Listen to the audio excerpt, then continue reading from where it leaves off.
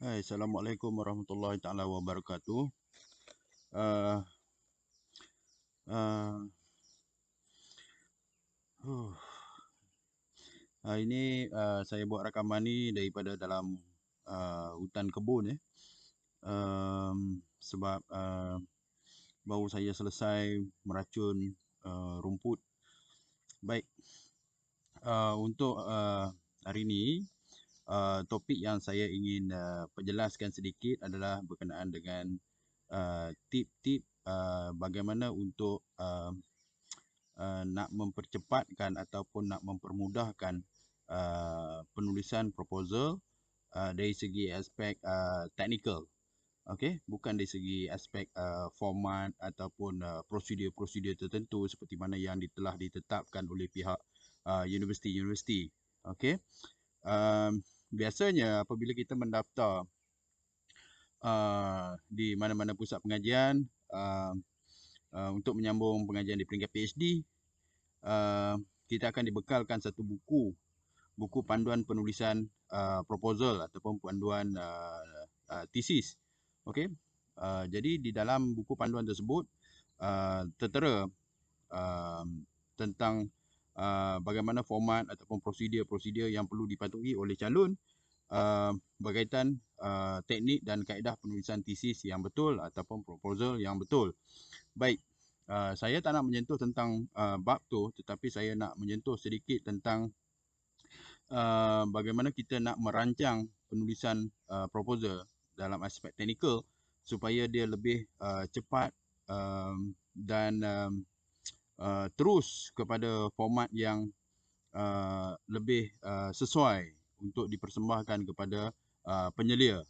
Baik, pertama sekali apabila kita dapat topik, okey, kita dapat saja topik ataupun kita dah confirm dengan penyelia berkaitan dengan topik dan tentu dia akan disusuli dengan objektif, dia akan susuli dengan metodologi ataupun teori.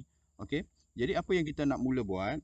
Pertama sekali nasihat saya mudah saja. Okey. Kita jangan tunggu lagi, okey. Jangan tunggu lagi untuk menulis mengikut format yang kita suka. Jangan tunggu macam tu. Jangan tunggu maksudnya contohnya kita akan beranggapan oh ini baru peringkat proposal. Tak perlu nak formatnya tak perlu nak baik-baik lagi, tak perlu masih lagi dalam format kerangka, dalam plan, okey.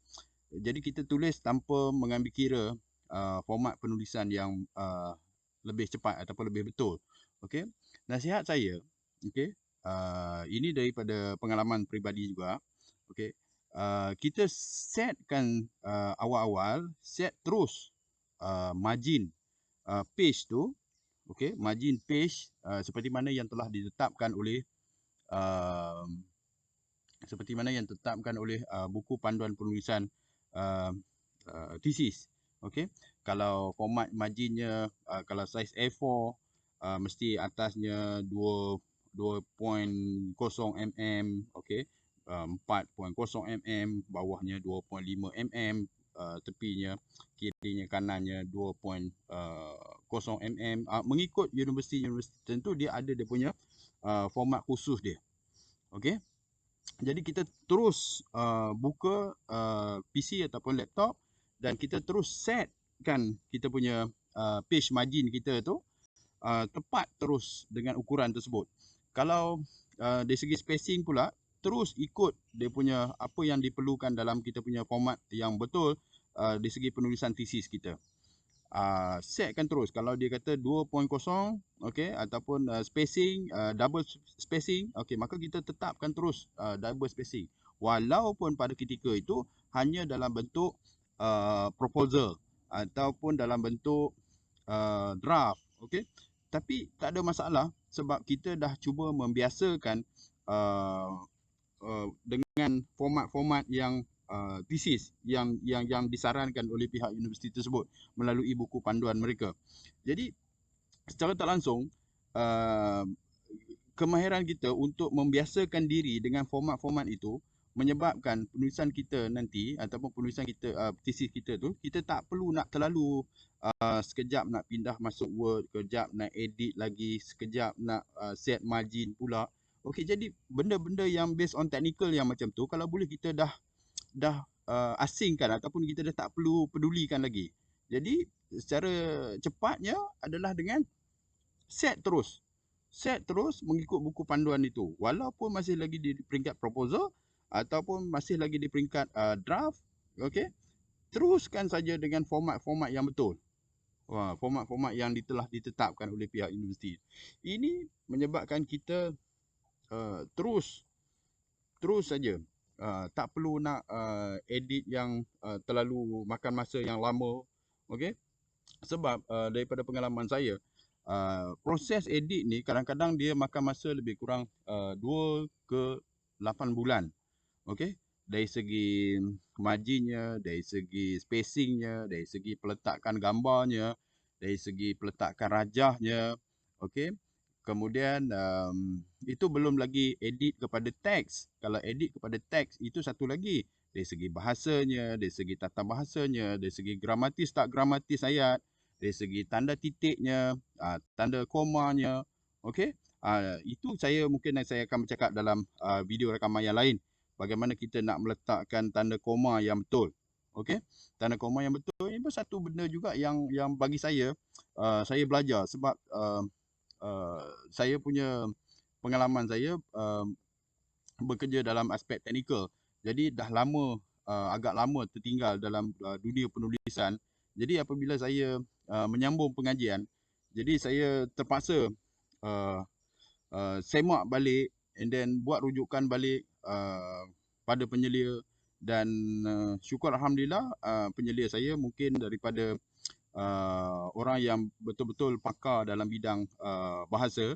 Jadi dia juga telah memberi bantuan kepada saya dalam bentuk tunjuk ajar bagaimana untuk meletakkan wacana yang betul, tanda wacana yang betul, koma yang betul, titik yang betul, kemudian di mana yang perlu kita berhenti. Okey, kadang-kadang ayat tu agak tergantung ataupun ayat tu terlalu kabur, abstrak.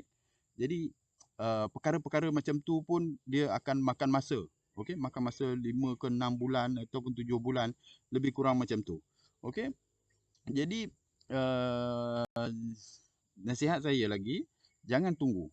Jangan tunggu untuk nak mengalami peristiwa tu ataupun pengalaman itu, tetapi kita boleh terus saja format terus kita punya draft ke, proposal ke ataupun apa saja yang kita rasa macam kita perlu rekodkan terus kepada format tesis yang betul supaya nanti kita akan ada fasa untuk edit pula. Okey, jadi sekurang-kurangnya kita tak perlu lagi nak edit benda-benda yang teknikal kecil-kecil yang macam tu. Jadi secara tak langsung ini dia akan mempercepatkan kita punya penulisan tesis kita untuk siap. Okey? Okey. Jadi untuk rakaman kali ini mungkin itu yang sesuai saya bercakap dalam hutan kebun saya ni. Okey. InsyaAllah kita akan bertemu lagi dengan topik-topik yang kecil ataupun topik-topik yang pada anggapan kita mungkin benda tu tak penting. Tetapi pada pengalaman peribadi saya, hal-hal yang kecil macam tu juga dia akan mengganggu kita punya masa dan kita punya time frame kita. Kadang-kadang kita boleh siapkan penulisan tesis kita lebih kurang dalam 2 tahun. Tetapi proses edit itu sampai 3, 5 bulan, 6 bulan dari segi spacingnya, benda-benda yang macam tu insya-Allah saya akan terangkan sedikit dalam rakaman saya yang lain. Baik, sampai ketemu lagi sebab cuaca pun dah nak panas, saya pun dah selesai meracun. InsyaAllah kita akan jumpa lagi. Sekian, terima kasih dan Assalamualaikum.